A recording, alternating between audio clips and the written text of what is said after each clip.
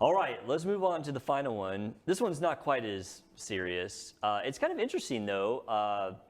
Travis, this one falls into your age bracket. Well, you too. I'm unfortunately out of the age bracket. I'm too old for this article. So this article's for you guys. Gotcha.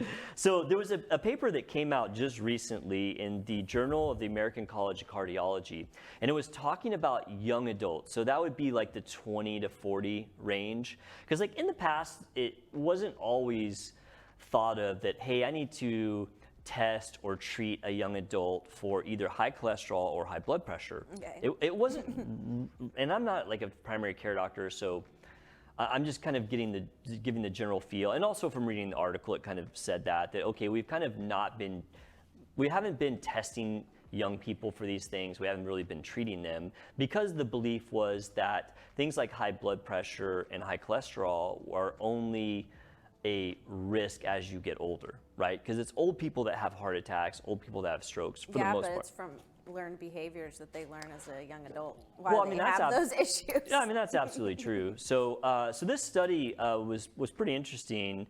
It had 4,000 people aged 20 to 39. It was looking at the risk factors that they had and the amount of atherosclerosis. So atherosclerosis is fatty plaque buildup in your arteries. Okay. It's probably the biggest risk factor for having a heart attack or stroke. If you have plaque buildup in your arteries, you are at risk for heart attack, stroke, without question. And so when they looked at this, they found out that young adults are much more vulnerable to get atherosclerosis than I guess these investigators thought they were, okay. Which is interesting because I remember, it's funny the things you remember from like school, and for me, like, you know, med school. I remember when we were in one of our med school classes, they told us about a study looking at the Vietnam War, and they were doing, I guess, autopsies on soldiers who died. Mm-hmm. And I don't even know why they were doing the autopsies, but the only thing I remember from the story is that they were shocked to find that they had some 18-year-olds, 20-year-olds that had plaque buildup already. And I was like, wow, that's really crazy to be that young and have plaque in your arteries. Yeah. And I didn't really ever think about that story ever again until I just read this and I remembered it.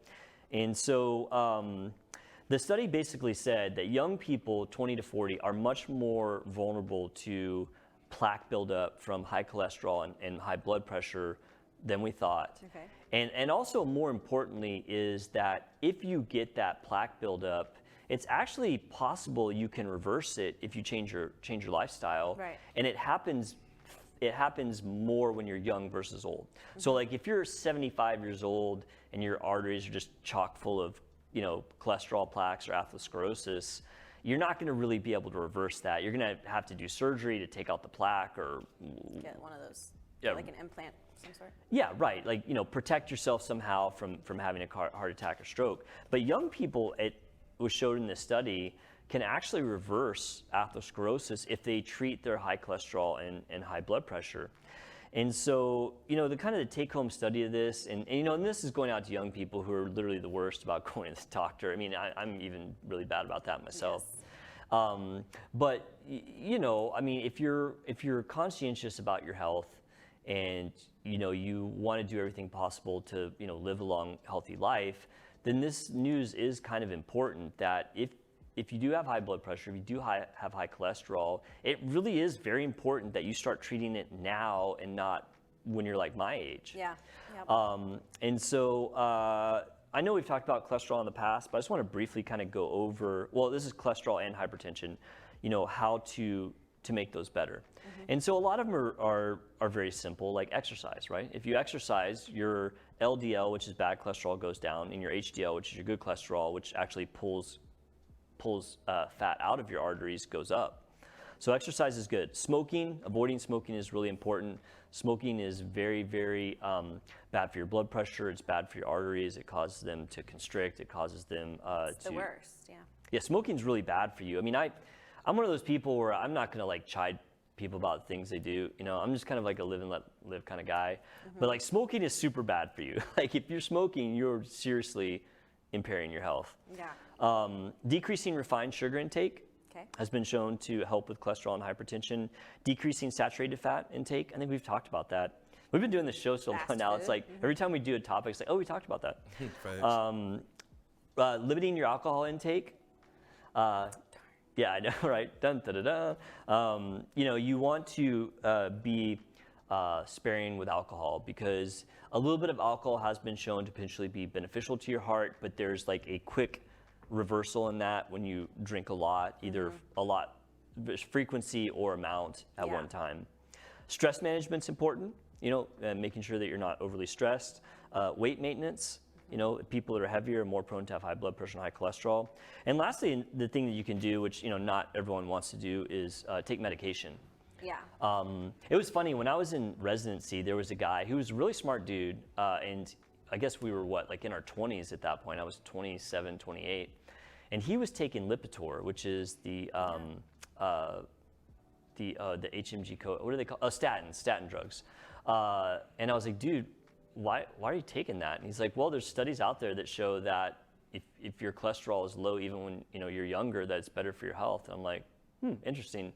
And he's right. I mean, he's absolutely right that there are a lot of studies that show that lowering your LDL can improve your lifespan and decrease the risk of heart and stroke. And I'm not doing it personally. Like, I've actually thought about it. I mean, I've checked my cholesterol though lately because I run. Like, my cholesterol is pretty good.